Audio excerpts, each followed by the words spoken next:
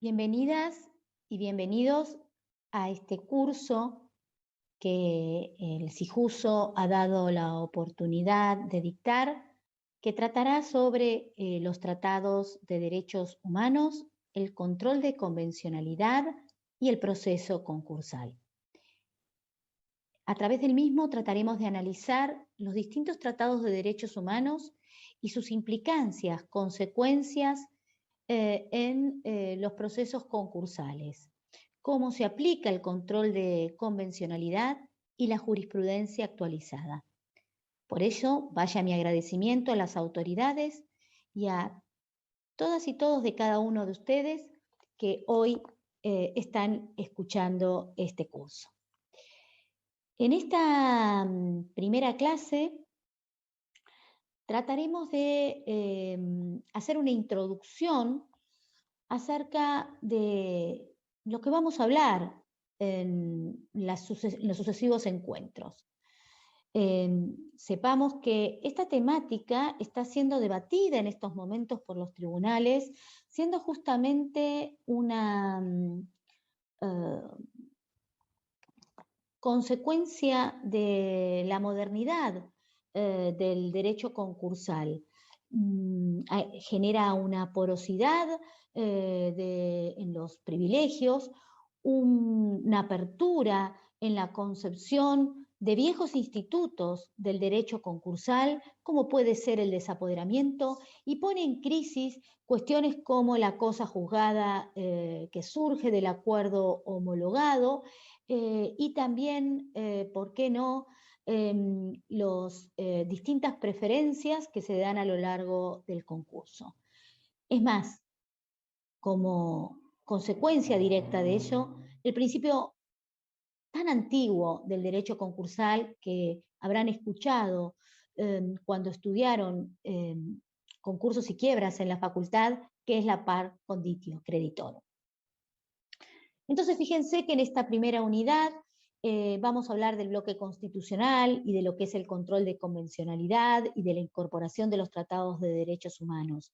Cómo es necesario concebir la judicialización de los derechos económicos, sociales y culturales y cuáles son los roles de los jueces y juezas en los procesos. Porque justamente a través de las sentencias puede generarse responsabilidad del Estado por el incumplimiento de dichos tratados. La ley de concursos y quiebras no tiene una mirada adecuada de incorporación de estos tratados y justamente serán las jueces y jueces los que tengan la obligación de hacer la adecuada incorporación. Bueno, como les digo, lo primero que tenemos que considerar es la posibilidad de la judicialización de los derechos sociales. En la Argentina denominamos derechos sociales, en realidad, a los derechos económicos, sociales y culturales, que provienen del Pacto Internacional de Derechos Económicos, Sociales y Culturales, que se celebró en 1966 y entró en vigor para la comunidad internacional el 3 de enero de 1976. Fue ratificado por la República Argentina hace más de 30 años, en el año 1986, e integra el elenco de los tratados que incorpora al bloque federal el artículo 75, inciso 22 de la Constitución Nacional. Entonces van a ver a lo largo de todo este curso cómo vamos a considerar a los derechos económicos, sociales y culturales como derechos exigibles en el proceso concursal. ¿Y por qué aclaro esto? Porque en realidad justamente van a ver que estoy enrolada en la escuela de aquellos que consideran a los derechos sociales como derechos exigibles. Para ello les recomiendo la lectura de un excelente libro del doctor Víctor Abramovich y del doctor Christian Curtis, Los derechos sociales como derechos exigibles, de Editorial Trota. Porque hay otra escuela que considera que los tratados de derechos humanos son meramente programáticos. Es la escuela, digamos, que enfrentada a aquellos que consideran a los derechos sociales como derechos exigibles. Muchos niegan todo valor jurídico a los derechos sociales, caracterizándolos como meras declaraciones de buenas intenciones o de compromiso político. Así tienden a dividir a los derechos que derivan de los tratados internacionales como derechos positivos o negativos. Consideran que son derechos positivos aquellos en los cuales el Estado tiene una obligación de hacer, respecto de ellos, es necesario la acción del Estado, y como derechos negativos, aquellos que provienen de tratados de derechos internacionales en los cuales el Estado, digamos, tiene que tener una actitud más bien pasiva, todo lo contrario a una actitud proactiva, sino más bien el no obstaculizar determinados derechos. Lo que pasa es que estos últimos son los derivados de los derechos políticos, que consagrados en múltiples tratados, por ejemplo, genera la obligación de garantizar la libertad de expresión o el derecho a no ser torturado. En esos casos el Estado tiene que omitir la acción, más bien retrotraerse y permitir, por ejemplo, que la libertad de expresión se consagre en plenitud en la sociedad. Ahora, en los derechos sociales, económicos y culturales, el Estado tiene la obligación de accionar, de garantizar la vivienda, de garantizar la educación, de garantizar la salud, que en realidad son la base derivada de un principio rector, que es el principio pro homine, el principio de la dignidad de la persona humana. Todos los derechos sociales, económicos y culturales son derivación de aquel derecho. Tenemos que entender que en realidad todos estos tratados se incorporan al bloque constitucional federal, que es aquel conjunto normativo conformado por la Constitución histórica y los tratados que se incorporan conforme el artículo 75, inciso 22, es decir, los enunciados en esa cláusula y los que se incorporen con posterioridad de acuerdo a la exigencia de la debida ratificación por el Congreso de nuestra Nación. Como vemos entonces, esta pirámide que estudiamos en nuestro momento en la universidad ya no es una pirámide, sino que podríamos decir que es un trapecio, porque el vértice ya no es pequeño, sino que es enorme, enorme. Y este es el trabajo que tienen que realizar las jueces y jueces en el análisis cotidiano, en los fallos en donde se deben incorporar los tratados en los procesos concursales. Para hacer un poco de historia, digamos, en la materia, tenemos que tener en claro que la Corte Suprema de Justicia de la Nación, en el año 1992, en el caso Ahmadinejad Miguel Konsofovich, antes de la reforma constitucional del año 1994, consideró que cuando la nación ratificaba un tratado, se obligaba internacionalmente a que sus órganos administrativos y jurisdiccionales lo aplicaran. Es decir, consideraban que la operatividad de un tratado estaba dirigido a hacerlo letra viva en una situación concreta y por ende debían operar inmediatamente sin necesidad de instituciones particulares o normas específicas que debía establecer el Congreso. Y esto lo fundaban en los principios de la Convención de Viena, es decir, de la Convención sobre los Tratados Internacionales, porque no teníamos una norma en ese momento como la que surge del artículo 75, inciso 22 de la Constitución del año de 1994. Pero en esos momentos, en esa oportunidad, ya también se decía que la violación de un tratado podía darse tanto por el establecimiento de normas internas que no respetaban las cláusulas de los tratados celebrados por la nación, como por la omisión de establecer disposiciones que hicieran posible su cumplimiento. En ese sentido, la Corte ya en esa oportunidad se alejaba de la postura ya antigua de los derechos, del derecho internacional, que es la teoría dualista. La teoría dualista, que es aquella que en definitiva postula que es necesario que existan dos normas, una norma de celebración del tratado integrada por la ratificación, más otra norma del derecho interno que lo reglamente y genere las instituciones necesarias para la adecuada aplicación del tratado. En realidad, la Corte, ya con el caso Esmedjian con Sofovich, se enrola en la teoría monista, en la teoría más moderna, en la teoría que actualmente rige el derecho internacional, que nos dice que, bueno, que los tratados son operativos desde el momento en que son ratificados por el Estado y que no se requiere de una norma en particular que luego los reglamente, sino que son operativos desde el mismo momento de su ratificación. En este sentido, la Corte Suprema de Justicia de la Nación, en el caso Café La Virginia, a los pocos meses de la celebración de la convención que aprobó definitivamente la reforma constitucional, recordemos que esta reforma constitucional es del 22 de agosto de 1994 y que el Café La Virginia es un fallo dictado el 13 de octubre de 1994. En este caso, la Corte ya dijo que la aplicación por los órganos del Estado argentino de una norma interna que transgrede el tratado internacional, además de constituir el incumplimiento de una obligación internacional, vulneraba el principio de la supremacía de los tratados internacionales sobre las leyes internas. Es decir, que cuando está hablando ya de la aplicación por los órganos del Estado argentino, no solo está comprometiendo al Poder Ejecutivo y al Poder Legislativo, sino al Poder Judicial, porque todos ellos integran el Estado argentino.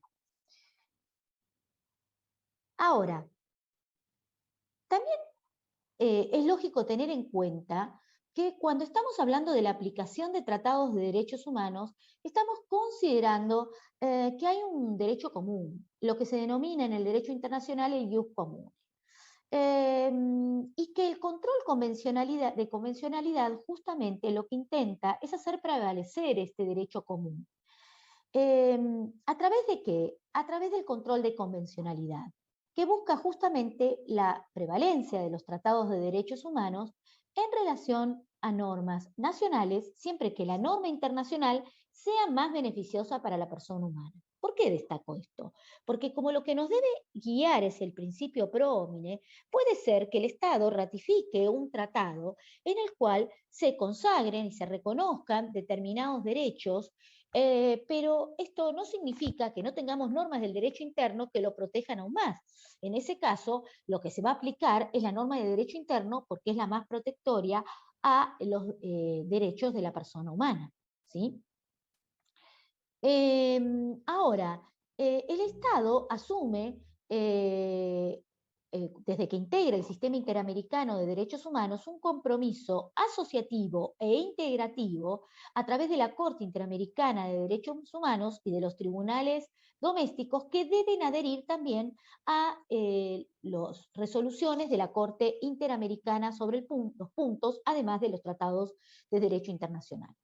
Entonces, el control de convencionalidad, que es una creación de la Corte Interamericana, el concepto de control de convencionalidad, como diferenciándolo del control de inconstitucionalidad, está vinculado a el derecho interno de un país, al derecho internacional público, al derecho que denominamos de la integración de este ius comune, que nos referimos recién, a los derechos humanos, al derecho constitucional y al derecho procesal internacional. Nos encontramos con una primera cuestión, ¿no? Que sí, no tenemos un legislador común. Y por otro lado, tenemos el principio de autodeterminación de los pueblos, que no significa que ratificando estos tratados o asociándonos al sistema interamericano lo hemos perdido. Porque en realidad tenemos como objetivo producir un derecho común en materia de derechos humanos. Si no, es fácil fijarnos en el Pacto de San José de Costa Rica, que es la convención madre, la Convención Americana sobre Derechos Humanos. Entonces, también tenemos que tener claro que como no hay un común legislador, lo que se genera en estos tratados de derechos humanos es preceptos generales que lo que buscan es que sean abarcativos de las distintas legislaciones de los países que van a incorporarse al sistema y que ratifican, observan o confirman un tratado internacional. Estos preceptos generales son los que deben observar y hacer letra viva los tribunales domésticos. Y ahí es que tenemos que empezar a definir entonces qué es el control de convencionalidad, porque es a través de este control de convencionalidad que los jueces y juezas van a aplicar el derecho o las cláusulas que provengan de estos tratados.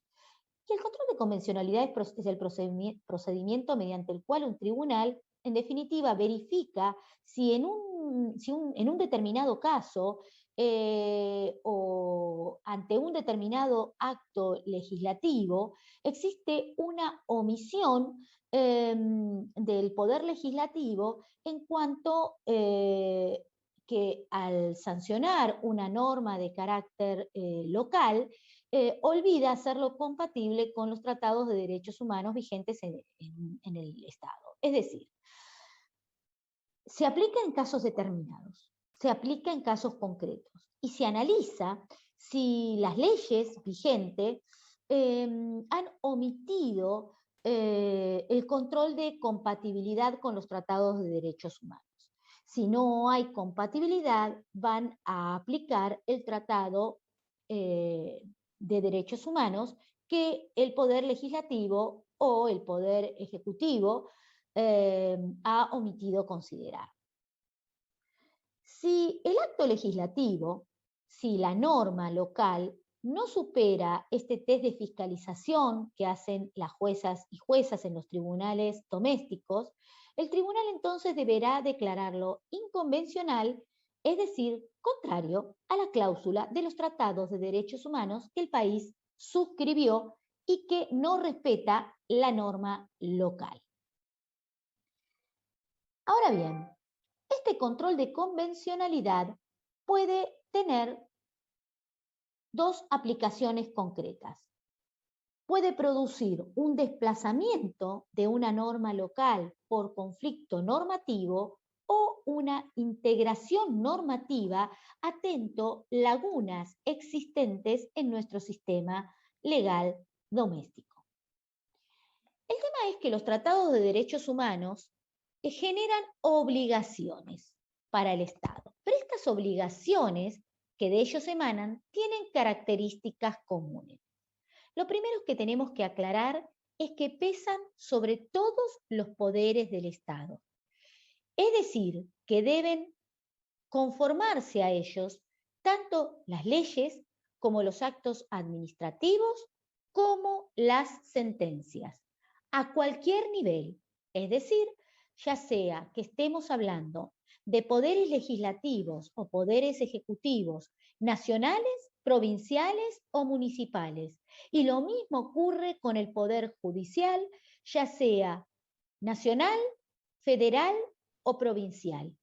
Así lo ha dicho la Corte Interamericana de Derechos Humanos en el caso Almonacid Arellano y otros, y la Corte Suprema de Justicia de la Nación en el caso García Méndez Emilio y Musa Laura del 2 de diciembre del 2008.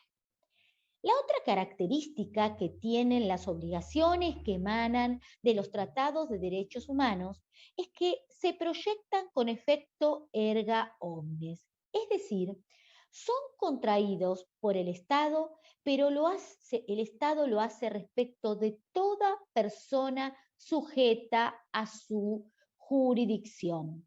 Es decir, hay una obligación de aplicación y de generar su respeto respecto de todos los ciudadanos y ciudadanas de nuestro país, todos los habitantes del suelo argentino.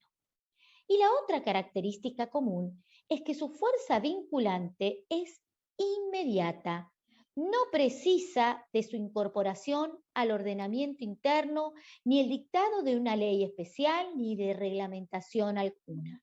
Así lo ha dicho la Corte Interamericana de Derechos Humanos en el caso Da Costa Cadogan.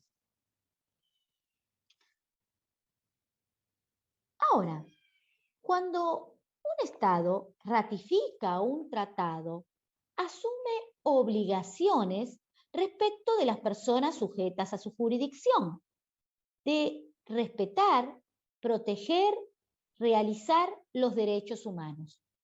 Para garantizarlos, debe tomar toda medida adecuada que sea necesaria, no solo legislativas, porque estas no son suficientes, son necesarias, pero no significa que sean suficientes, porque a través de una ley no podemos abarcar todos y cada uno de los casos en donde se comprometen o se encuentran comprometidos derechos humanos que se deben garantizar.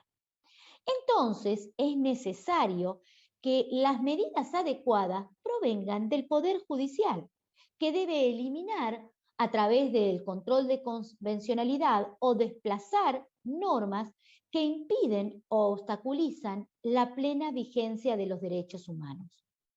Es decir, el Poder Judicial es el último bastión que debe traducir en los hechos esos derechos humanos consagrados y lo debe hacer de una manera oportuna, eficaz y apropiada.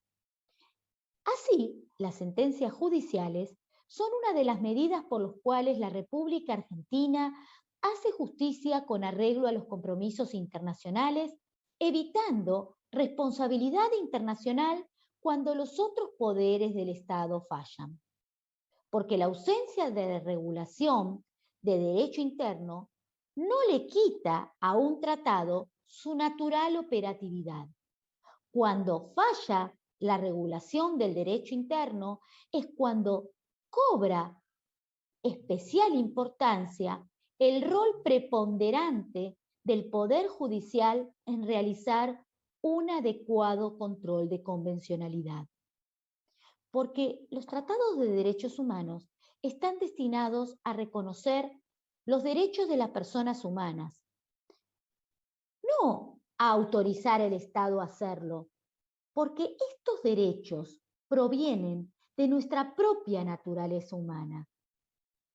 Son consecuencia de la dignidad intrínseca que sostenemos, que tenemos por el solo hecho de haber nacido. Ahora, tengamos también en claro que el aplicar el control de convencionalidad, las cláusulas de tratados de derechos humanos, es asegurar el bien común. La Corte Interamericana de Derechos Humanos, en su opinión consultiva 6 del 86 del 9 de mayo de 1986, consideró que el bien común debe interpretarse como integrante del orden público de los estados democráticos. Y consideró que también era posible entenderlo como un concepto referente a las condiciones de la vida social que permite a los integrantes de la comunidad alcanzar el mayor grado de desarrollo personal y la mayor vigencia de los valores democráticos. En este sentido, se ponderó como un imperativo del bien común la organización de la vida social en forma de que se fortalezca el funcionamiento de las instituciones democráticas, preservando y promoviendo la plena realización de los derechos de la persona humana. Pero por si esto fuera poco, tenemos que desde el año 2015 el Código Civil Comercial de la Nación trajo dos normas, el artículo 1 y el artículo 2, que muchos consideran que es la constitucionalización de los derechos privados. A mi criterio, lo que hizo el Código Civil y Comercial de la Nación en el año 2015 fue generar conciencia de que el artículo 75, inciso 22, no era ajeno al derecho privado. El artículo 1 del Código Civil y Comercial de la Nación, cuando establece cuáles son las fuentes y aplicación de la ley, establece que los casos que rigen para el Código Civil y Comercial deben ser resueltos según las leyes que resulten aplicables, pero siempre en conformidad con la Constitución Nacional y los tratados de derechos humanos en los cuales la República es parte. Y el artículo 2 cuando regula la forma de interpretación, se aleja del sistema clásico de interpretación que habíamos estudiado en la facultad, imponiendo el diálogo de fuentes. Por otro lado, dice que las normas deben ser interpretadas teniendo en cuenta las palabras, sus finalidades, las leyes análogas, las disposiciones que surgen de los tratados de derechos humanos, pero también los principios y valores jurídicos, de un modo coherente con todo el ordenamiento jurídico. Es decir, que desde este punto de vista ya no hay una jerarquía interpretativa, es decir, no vamos a tener en cuenta nada más que primero la literalidad de la norma. Ya es una cuestión dogmática, decir, en donde la ley no distingue, no debe distinguir el juez, porque puede ser que la ley no distinga, la ley local, la ley doméstica en su literalidad, pero distingue el tratado incorporado por el artículo 75, inciso 22. Con lo cual, ese viejo axioma de interpretación que hay que atenerse a la literalidad normativa de la norma doméstica ya no puede ser considerado una forma de interpretación válida. Por otro lado, el artículo 2 nos habla de principios y valores jurídicos. ¿Y qué son los principios y valores jurídicos? Son conceptos jurídicos abstractos, son normas de integración de control axiológico que tienen un carácter dinámico, pueden cambiar y también tienen una jerarquía axiológica entre ellos. No podemos pretender que un tratado contemple situaciones particulares que se dan en los procesos concursales. Voy a poner un ejemplo de ellos. Por ejemplo, la Convención Interamericana sobre la Protección de los Derechos Humanos de las Personas Mayores, ratificada por nuestra nación, establece en el artículo 3 que son principios generales el bienestar y cuidado, la seguridad física, económica y social, el enfoque diferencial para el goce efectivo de los derechos de la persona mayor, la protección judicial efectiva. En este caso, como vemos, no hay ninguna norma que surja de la Convención que diga que los adultos mayores deben ser preferentemente tratados, cuentan con una tutela especial, ni se determina que se deba considerar un privilegio o un derecho al cobro anticipado. Pero vamos a ver luego en las sucesivas clases que hay fallos en los cuales se les da la preferencia al cobro que no surge de la ley 24.522 como consecuencia de aplicar la Convención Interamericana sobre la Protección de los Derechos Humanos de las Personas Mayores, en base a justamente que hay que asegurarle la seguridad física, económica y social, y entendiéndose que el crédito que estaba en juego en ese concurso preventivo o en esa quiebra debía tener un tratamiento especial que le asegurara justamente los principios generales establecidos en la Convención. Ahora, ¿este control de adecuación y control solo es una obligación del Estado? Los ciudadanos, las ciudadanas, los habitantes de la República Argentina son indiferentes a la Declaración Universal de los Derechos Humanos, a las cláusulas de tratados de derechos humanos ratificados por el Estado? No. Justamente el artículo 1 de la Declaración Universal de los Derechos Humanos establece que las personas humanas deben comportarse fraternalmente con las otras personas humanas. Es decir, las personas en sus relaciones interindividuales deben respetar los derechos humanos. ¿Y por qué hago la salvedad en esta primera clase? Porque a medida que avancemos en el dictado de este curso, algunos pueden pensar, bueno, pero en realidad la ley de concursos y quiebras o en un proceso concursal, se debaten derechos de personas particulares con respecto a otras personas particulares. Hay relaciones interindividuales. ¿Por qué tenemos que respetar los derechos humanos en estas relaciones interindividuales? ¿Por qué un acreedor se va a ver perjudicado en beneficio, porque se toma una medida en beneficio de otro? Porque es cierto, cuando hablamos de derecho concursal, estamos hablando del derecho de la escasez, estamos hablando del derecho en el cual no alcanza para que todos cobren. Sí, esto es cierto, pero justamente en base a que todos debemos respetar los derechos humanos, es que tomando medidas positivas o de discriminación a la inversa por la aplicación en concreta de un tratado, puede ser que mi derecho sea postergado para atender el crédito de una persona vulnerable. Y justamente esto es lo que nos dice la Declaración Universal de los Derechos Humanos. No somos ajenos como individuos de lo que los jueces y juezas tienen la obligación de aplicar en cada caso concreto. También vale aclarar desde esta primer clase qué es el principio pro homine pro persona, que lo vamos a mencionar innumerables veces. Es aquel que proviene de varios tratados. Pongo como ejemplo nada más el Pacto de San José de Costa Rica, la Declaración Universal de Derechos Humanos, la Declaración Americana de los Derechos y Deberes del Hombre. Está incorporado en todos los tratados de derechos internacionales y determina que siempre debe aplicarse la norma o interpretación más favorable a la persona humana. Así, tiene distintas maneras de aplicarse a los casos concretos, porque si están en juego varias normas, se va a ponderar aquella que contenga la mejor protección o la más favorable al individuo.